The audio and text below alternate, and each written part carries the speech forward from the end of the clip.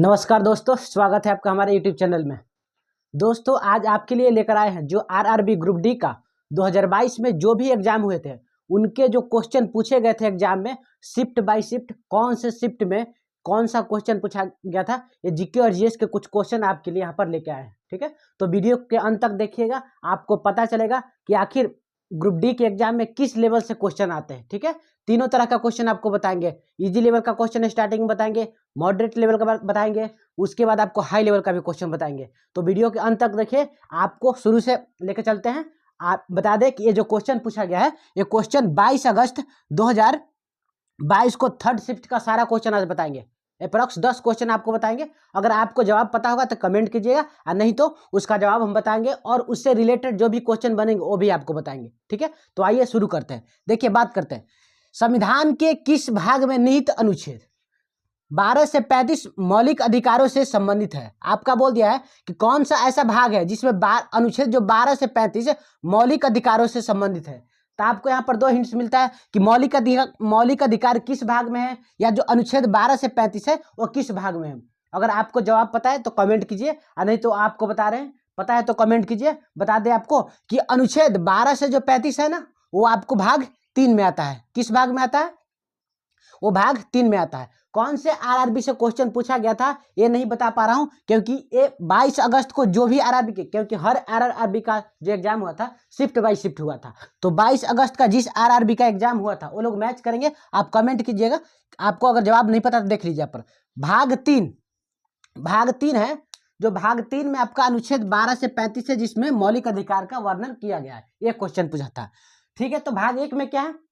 तो भाग 1 में संघ एवं उसके राज्य क्षेत्र हैं। भाग 1 आपका हो गया। क्वेश्चन अगर पूछ सकता है कि भाग 1 में क्या है, तो संघ एवं उसके राज्य क्षेत्र। भाग 2 में क्या है?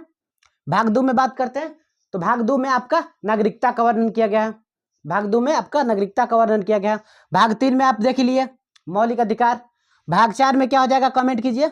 भाग 4 में हो जाएगा आपका, भाग 4 में आपको बात करते हैं तो नीति निर्देशक तत्व होता है। अब भाग 4 के क में मौलिक कर्तव्य होता है। समझ गए? चारों भाग समझ में आ गया? किसी में से पूछेगा आप बता दीजिएगा। भाग एक भी बता दिए, भाग 2 भी, भाग 3 भी और भाग 4 भी। ठीक है, बात करते हैं अनुच्छेद। भाग 1 में कितना से कितना है? ठीक है, तो भाग 1 में अनुच्छेद की बात करते हैं, तो 1 से लेकर 4 तक जो अनुच्छेद है, अनुच्छेद कितना तक? 1 से लेकर 4 तक जो अनुच्छेद है वो भाग 1 में आता है। अनुच्छेद अगर पूछेगा तो ऐसे बताइएगा। वही अगर भाग 2 की बात करता है कि भाग 2 में अनुच्छेद कितना से कितना आता है, तो भाग 2 में अनुच्छेद की बात करते हैं तो 5 से लेकर 11 तक जो अनुच्छेद है, इस तरह से क्वेश्चन पूछता है। ठीक है, तो भाग 2 में 5 से लेकर 11 तक जो अनुच्छेद है वो आपका आ जाता है। भाग 3 में यहाँ पर बता दिया है 12 से लेकर 35 तक जो है ना अनुच्छेद, वो आपका भाग 3 में आता है। किससे संबंधित है? मौलिक अधिकारों से संबंधित है। उसी तरह से भाग 4 की बात करते हैं, तो भाग 4 में कितना से कितना अनुच्छेद आता है? भाग 4 में आपका 36 से लेकर 51 तक, 36 से लेकर 51 तक जो अनुच्छेद है वो भाग 4 में आपका आता है। समझ में आ रहा होगा ना? समझ में आ गया? ये 22 अगस्त 2022 को थर्ड शिफ्ट का क्वेश्चन है। ठीक है, जिस आरआरबी का होगा उस आप मैच कर लीजिएगा। ठीक है, अगले क्वेश्चन की ओर चलते हैं। देखिए दोस्तों, 2 नंबर क्वेश्चन में क्या है आपका, सारे के सारे क्वेश्चन 22 अगस्त 2022 का थर्ड शिफ्ट का क्वेश्चन आपको बताएंगे आज। ठीक है, कांच के किस प्रिज्म से होकर गुजरने पर श्वेत प्रकाश के किस रंग का विचलन अधिकतम होता है? कांच के प्रिज्म से होकर गुजरने पर श्वेत प्रकाश के किस रंग का जो विचलन होता है वो अधिकतम होता है। ठीक है, प्रिज्म देखे हैं, समझिए।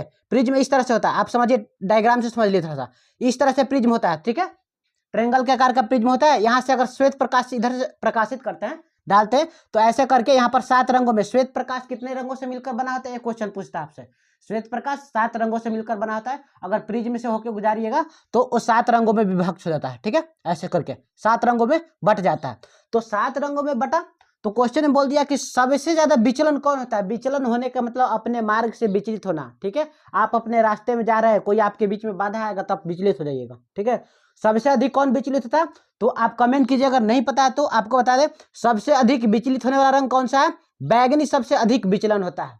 ठीक है, और सबसे कम कौन विचलित होता है? तो सबसे कम विचलित होने वाला जो रंग है वो लाल होता है। समझ गए? लाल होता है।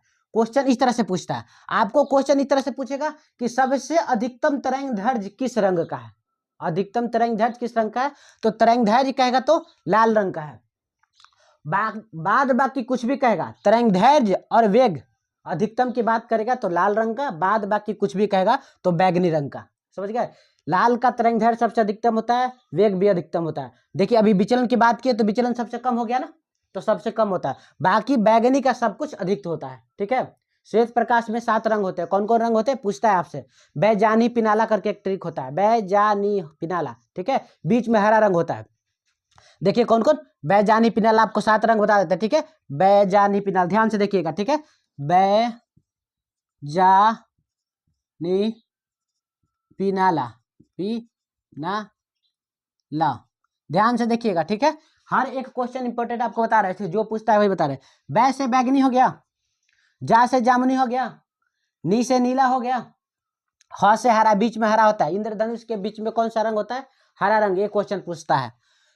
पी से पीला हो गया, ना से नारंगी हो गया, अल्लाह से लाल हो गया। ये आपका श्वेत प्रकाश में यही 7 रंग पाए जाते हैं। यही क्वेश्चन पूछता है कि कौन कौन सा रंग। ये क्रम वाइज हो गया आपका। ठीक है, तो इस प्रश्न का आंसर आपका क्या हो जाएगा? किस रंग का जो विचलन हो जाएगा अधिकतम हो जाएगा? ये बैगनी रंग का जो विचलन होगा वो अधिकतम आपका हो जाएगा। ठीक है, और न्यूनतम किस रंग का? लाल रंग का जो विचलन होगा वो न्यूनतम होगा। तरंगदैर्घ्य किस रंग का सबसे ज्यादा होगा?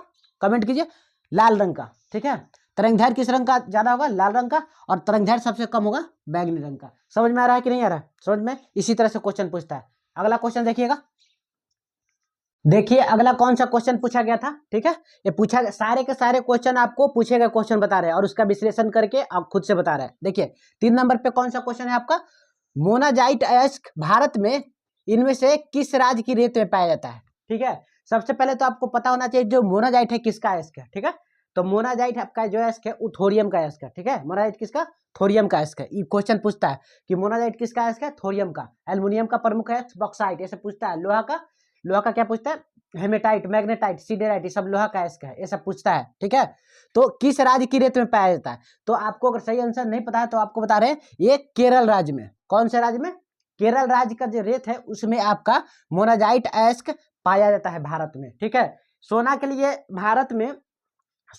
भारत में कहाँ का जो खान है प्रसिद्ध है? आप बताइए। आप लोग को पता होगा, मूवी देखे होंगे, केजीएफ मूवी देखे ना, उसमें कोलार कर्नाटक के बारे में बताया गया है। ठीक है, कोलार कर्नाटक है जो सोना के खान के लिए प्रसिद्ध है, एक ही मात्र है भारत में। ठीक है, समझ गए? तो मोनाजाइट किसका अयस्क है? थोरियम का अयस्क है। किस राज्य की रेत में पाया जाता है?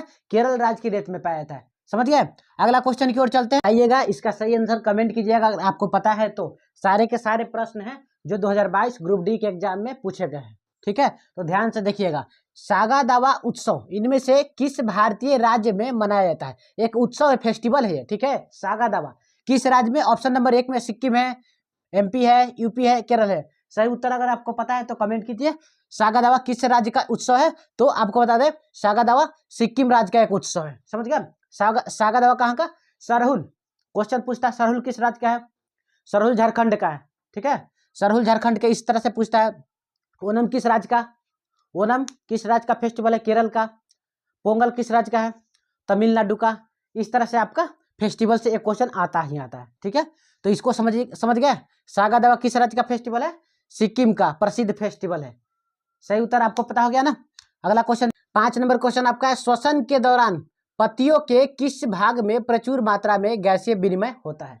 यानी कि जब पेड़ पौधे श्वसन करते हैं तो पौधे के किस भाग में जो गैस होता है, कार्बन डाइऑक्साइड और ऑक्सीजन का विनिमय होता है, यानी कि आदान प्रदान होता है? ये क्वेश्चन है आपका। तो बताइएगा, ऑप्शन नंबर 1 में क्लोरोफिल है, थाइलेक्लोराइड है, रंध्र है या ग्रेना है? कौन सा आंसर होगा? कमेंट कीजिएगा। आपको बता दें कि जब पौधे प्रकाश संश्लेषण करते हैं या श्वसन करते हैं तो श्वसन के दौरान आपका जो रंध्र होता है ना, छिद्र, पत्तियों में जो छिद्र था, उसी के द्वारा पौधे अपना जो गैसीय विनिमय करते हैं, यानी गैसों का आदान प्रदान करते हैं। दिन के समय में पौधे क्या करते हैं? ऑक्सीजन को छोड़ते हैं और कार्बन डाइऑक्साइड को वातावरण से ग्रहण करते हैं। लेकिन रात में ठीक इसका उल्टा होता है। रात में पौधे क्या करते हैं? ऑक्सीजन लेना शुरू करते हैं और कार्बन डाइऑक्साइड छोड़ना शुरू करते हैं। इसीलिए लोग बोलते हैं कि रात के समय पेड़ के नीचे नहीं सोना चाहिए। समझ में आ गया? पत्तियों का जो हरा रंग, क्वेश्चन पूछता है आपसे। ठीक है, पत्तियों का जो हरा रंग होता है वो किसके कारण होता है? क्लोरोफिल के कारण। बहुत इजी क्वेश्चन है, बहुत सारे लोगों को पता ही होगा। ठीक है, मैं पहले ही बता चुका हूँ कि इजी क्वेश्चन से स्टार्ट कर रहा हूँ। ठीक है, डायरेक्ट आपको मॉडरेट क्वेश्चन दे दूंगा। ठीक है, आपको पता नहीं चलेगा, आपको बोरिंग लगने लगेगा। ठीक है, इसलिए पहले इजी से मॉडरेट उसके बाद हार्ड बताऊंगा, ठीक है। समझ गया। क्लोरोफिल के कारण आपका पत्तियों का जो रंग है हरा होता है, समझ में आ गया। और यहाँ पर पौधे अपना भोजन किस माध्यम से बनाते हैं, तो सूर्य के प्रकाश की उपस्थिति में प्रकाश संश्लेषण के द्वारा, एक क्वेश्चन पूछता है, ठीक है। सूर्य के प्रकाश की उपस्थिति में प्रकाश संश्लेषण के द्वारा पौधे अपना भोजन का निर्माण करते हैं। समझ में आ गया। खान का नाम क्या है, गुआ खान निम्न में से किस खनिज के लिए प्रसिद्ध है।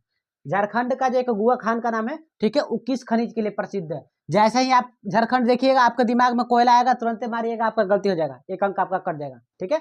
बिल्कुल इसी तरह से ग्रुप डी के एग्जाम में सवाल आते हैं, ठीक है। इसी तरह से जो बता रहा हूँ ये बाहर का क्वेश्चन नहीं है, सारे के सारे एग्जाम में पूछा गया क्वेश्चन है, ठीक है। अगर आपको नहीं विश्वास है तो 22 अगस्त 2022 का थर्ड शिफ्ट का क्वेश्चन बैंक निकाल के इसको मैच कीजिएगा, ठीक है। उसी में से सवाल है, जो इजी वाले सवाल अभी निकाल के बता रहा हूँ आपको, फिर मॉडरेट वाले, फिर आपको हार्ड वाले। तो बताइए झारखंड की जो गुआ खान है किसके लिए प्रसिद्ध है। आपको बार बार क्वेश्चन रिपीट होते हैं हर एग्जाम में। 2018 में जो पूछा था वो 2022 में रिपीट हुआ है। 2022 वाला कुछ क्वेश्चन है ना, वो आपको रिपीट होगा किसमें, वो आपको जो अभी एग्जाम दीजिएगा ना इसके लिए, ठीक है, 2025 के वैकेंसी के लिए, उसमें बहुत सारे क्वेश्चन आपको रिपीट होंगे। तो इसीलिए पूरा का पूरा जो भी प्रीवियस क्वेश्चन उसको रट के एकदम जाइएगा, समझ गए, रट के जाइएगा। उससे रिलेटेड भी क्वेश्चन पूछता है, समझ गए। अगर इसमें गुआ खान के बारे में पूछ दिया तो कोई और खान के बारे में उससे पूछ सकता है। कोलार खान कहाँ का है, किस लिए प्रसिद्ध है, ठीक है। कोलार कर्नाटक में है, किस लिए प्रसिद्ध है, सोना के लिए प्रसिद्ध है, ऐसे क्वेश्चन पूछता है, समझ गए।